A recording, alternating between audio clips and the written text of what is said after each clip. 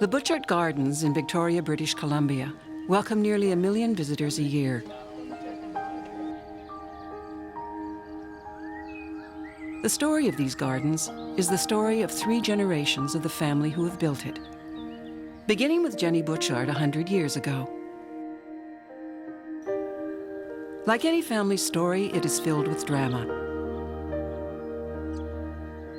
How do you stay true to the past while renewing the vision for a changing world?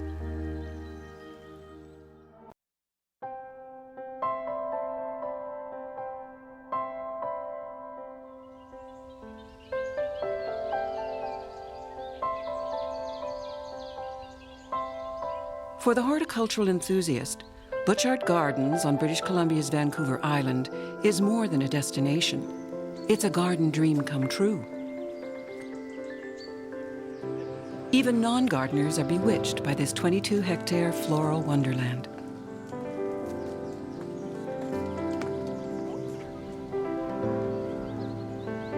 For Robin Clarke, the gardens are both workplace and childhood home. The 3rd generation of her family to run the gardens, now a National Heritage Site, she is acutely aware of their value to the world. People who've been to all kinds of other gardens, Kew and DuPont's garden and lots of other gardens in England and places, and they come and they write here and they say it's the best garden they've ever seen. And I know what those other places look like, and I know they're equally as beautiful. But there's something that catches people about this garden, and it could be the story, it could be, it's, as I say, it's hard to say.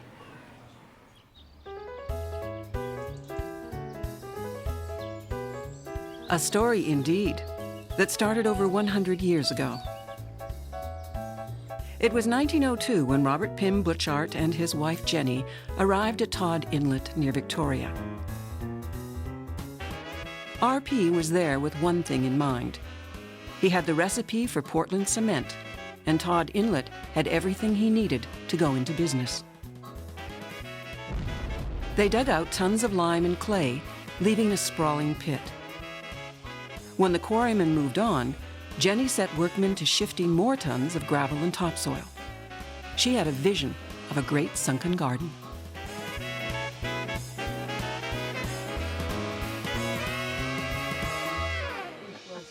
David Clarke has worked at Butchart since 1967, when he married Robin. They would divorce in the early 70s, but David stayed on as a gardener and the resident expert on Butchart's long history. Jennie Butchart started her garden not in opposition to her husband's industrial enterprise here, because she had a chemistry diploma and she was able to work in the laboratory of the cement company. But she also liked the idea of gardening, as she was given, some sweet pea seeds and a rose bush, and she planted them near her house. And they seem to flourish, as do most things if you plant things around in this area. And she kind of went on from there and decided that she would start a garden, so she got as far away from the cement company as possible, diametrically away from the kilns and the chimneys, to where her Japanese garden was built.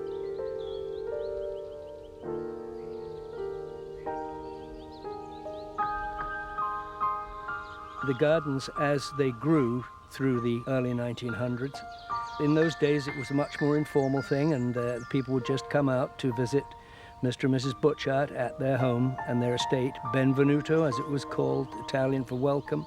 And indeed, that is indeed what it did. It welcomed visitors from all over the globe. In that spirit of welcome, Jennie personally served tea to everyone who came to the garden. In 1918, when almost 19,000 visitors showed up, the tea service was retired. Each year, the gardens grew more famous. Jennie and RP traveled the world and always invited people to visit their home in Victoria, Canada. With tireless enthusiasm, Jennie continued to make her gardens grow. Jennie would just keep going. She just couldn't stop, so she'd keep evolving until she got really, I guess, the 4 gardens that she was happy with. Jennie's legacy is 4 magnificent gardens. What was once a kitchen garden is now filled with over 100 varieties of tea rose plants and 400 grandiflora and climbing roses.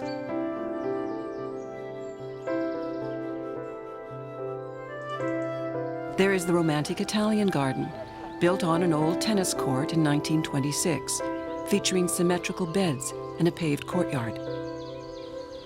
The meditative Japanese garden was built in 1906.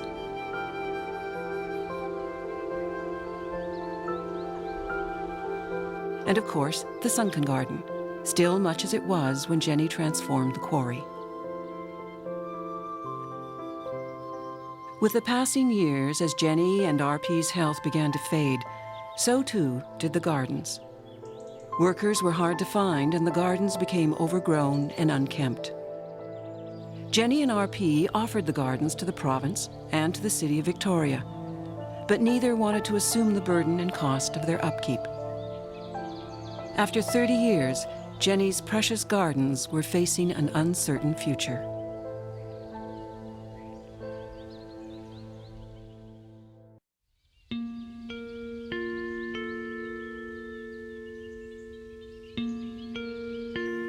It seems unlikely that Jennie Butchart could have imagined that her gardens would grow into one of the most popular horticultural destinations in the world.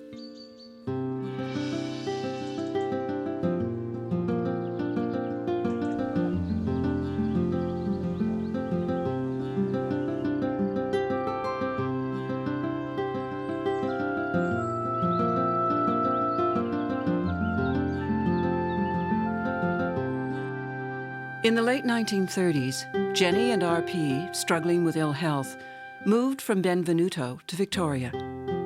It was time to hand the gardens off to someone else. It wasn't going to be Jennie's daughter. She didn't have the energy or skills to manage such a large project.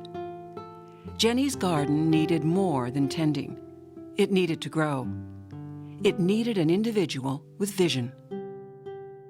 So the gardens had to be looked after by somebody, and the person they chose was a grandson, Ian Ross. Ian was given the gardens before he knew it, you might say, because it appeared in a newspaper before he'd actually been told that he had inherited the gardens. There's a letter to the effect that they were giving it to him, and also a letter that he wrote back saying how thrilled he was to have it. But of course, he didn't take it over until about 6-7 years afterwards. And the story goes that it was between law and taking over the gardens, and I was such an irritatingly cloying child and so noisy and loud that he couldn't study. So he gave up law and came up and took over the gardens, which of course is great. Not so great was the state of the gardens. They had remained untended while Ian served overseas in the Navy. After he returned, he and a handful of workers set about with military discipline, rapidly restoring the gardens to their former glory. But this was only the first of Ian's challenges. While RP Butchart's concrete business had been the financial soil out of which Jennie's gardens grew, Ian's resources were rather less than rich. To survive, the gardens would have to earn their keep. This was no small task. But Ian Ross was a determined man, energetic and passionate about what would become his life's work. From the time he took over the running of the garden proper in 1948, he was a hands-on owner, filled with innovative ideas about how to make the garden self-supporting. He decided that he would make it into a destination that would attract tourists to Vancouver Island especially, and Victoria, to see the garden, and that it would, he hoped, pay its own way. In the first of a series of savvy business moves, Ian extended the garden's hours of operation and installed night lighting throughout the 4 gardens. At the time, it was the largest underground wiring system in North America. As an added attraction, Ian invited stars from the New York Metropolitan Opera for evening performances.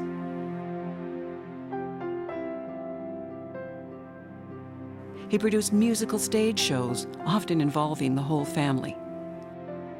Robin danced and sang, while her brother Christopher directed the shows.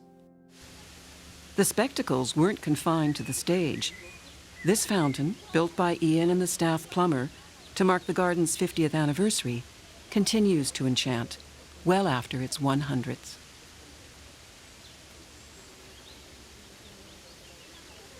Ian's strategies worked, drawing visitors by the thousands. Some arrived on foot, but most came by car and bus. And like his grandmother, Ian was there to welcome them, not with a cup of tea, but with a firm wave to the nearest parking spot. The Ross children were part of this daily ritual. For Christopher and Robin, flowers were in their blood, but so was parking cars. I had parking in my blood right from the beginning because my father he liked to be in the front end of things. But he'd be out in the parking lot, you know, showing people where to go, and they'd be trying to tip him too, and he'd be saying the same thing. No, the old guy who runs this wouldn't like it. So, but he was an inspiration to everyone. He was a very free spirit. He loved the gardens, and he enjoyed them, and he almost insisted that you enjoyed working here too. In fact, he certainly did insist on it. He made it fun. He had a facility for knowing when you were in trouble or when you were having something that was really annoying you, and he'd come over and he'd just fix it. He was just great. Admired by the public, lauded by politicians, and loved by his staff, Ian Ross did more than sustain his grandmother's gardens. He created his own legacy. After running the gardens for nearly 50 years, Ian Ross passed away. With his death came the unavoidable question: who would be the visionary? The one who could ensure that the gardens and the legacy would carry on. As the daughter of Ian Ross, Robin Clarke literally grew up at the Butchart. But she knew all along that the gardens would go to her brother Christopher. He was always the one, even though my parents never talked about who was going to get the gardens. We all knew because it was a very progenitor family, and so it would go to the oldest son, and it did. Unable to see a future for herself at the gardens, and against her parents' wishes, Robin set out to find a life of her own. My parents had always said, don't work for other people, you know, because you're taking up somebody else's job. But she found work at a local hospital. And so consequently, I was the local vampire, so I got taking blood samples. And I worked there for 11 years, and I absolutely loved it. Happy in her career, Robin also found love with her longtime partner, Norm Dyson. Together they built a rich life, far from the gates of Butchart Gardens.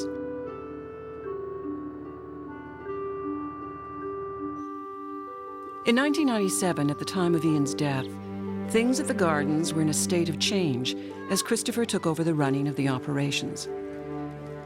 Although his father had left big boots to fill, Christopher had already made his own mark on the gardens with the creation of a spectacular fireworks display.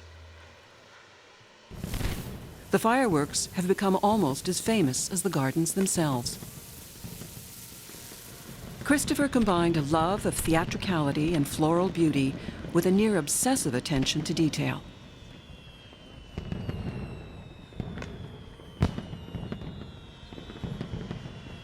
Here was the visionary they were waiting for, the genius who would continue to ensure the garden's health and future. But not long after he assumed control, Christopher suddenly fell ill. And so he was here for a year, and then he started feeling, you know, he couldn't get a lot of breath. And then they finally found out what it was, and it turned out to be fatal. And so they gave him 6 weeks. And then he made us have family photos, which we'd never had family photos. If you look at them, you would never know they were taken a week before he died. And he was dead in 6 weeks. But you wouldn't have known that he was sick at all, aside from the fact that he was on an oxygen tank, because he just steamed forward with his life. He never stopped. He loved eating, he loved cooking, he loved having people around him, and we did that the whole 6 weeks up until the day he died.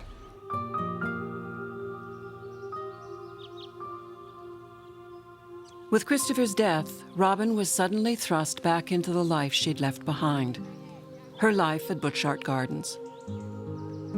In an undeniably bittersweet moment, she returned to take over the management of the gardens. People ask me, how did you come to have it? I just say, from a fortune of birth and a misfortune of death, I'm in the place where I am. And after sort of 50 years, there's a change, even with Christopher. It makes people nervous. They don't know what you're going to do. Luckily, my partner, Norm Dyson, came with me.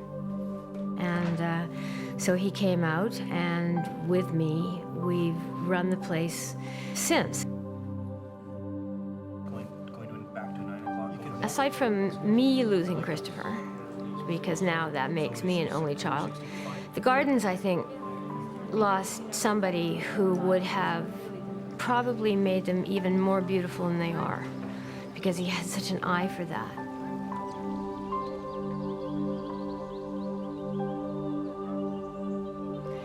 So he's very close in my heart, and I try to stay true to what he would have wanted here and what my father would have wanted here.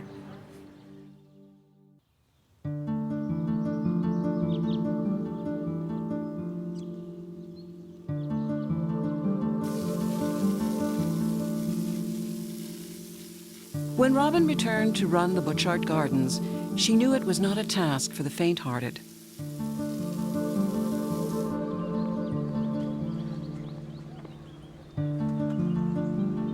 With 7 different departments and hundreds of employees, Robin has had to keep the gardens running efficiently.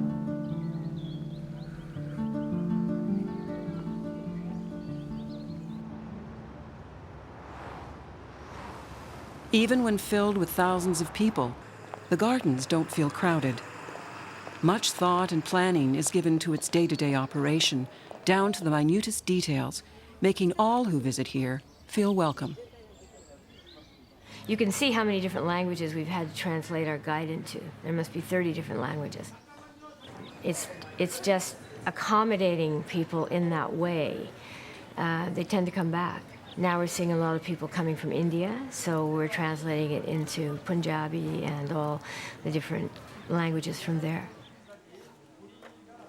And so it's really kind of more complex than most people would realize on looking at it from the surface.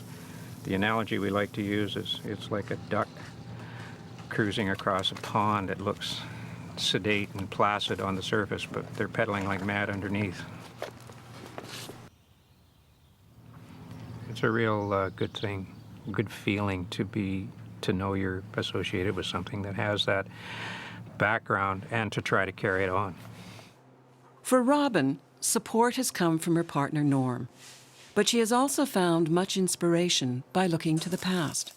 I was fortunate to work with my father for such a long time and to see how he ran things and how he wanted the place to be. I'm not a fatalist, but there had to be some reason. Maybe not for my father dying, but definitely for Christopher dying, because he was only about 56, and there was no reason why he should die. But for 2 deaths, I turned up being here. And I just think it was somehow fated that I was supposed to have it. So I was really thrilled to come here and to be part of it and to be the steward of it as long as I can until it's time for my son to take over. Well, we're flying. David and Robin Clarke's son Barnabas has watched his mother assume the role of steward of the garden. He will be the 4th generation of his family to grow Jennie's garden. The things that's going to be most important are the things that she's teaching me now. She's been very committed to inviting me to be a part of this. And I think that's the right way of putting it, too. Because it's, I don't really have it's not a right. You know, I don't feel that it's my lot to work here by any means. I mean, inherently it is, but I don't feel that I, you know, have earned anything yet. But she's certainly made me feel, you know, a responsible part of the cog that's the wheel of the gardens, and I'm really enjoying being more involved. For Robin, every flower in the Butchart Gardens holds a memory of her great-grandmother Jennie and her father Ian. Ensuring the future of the gardens means that their legacies will live on. With the fireworks that end her garden's day, Robin acknowledges that legacy and the great family story that has created it. Like that story, and like the family, this is a moment filled with great sadness and great joy.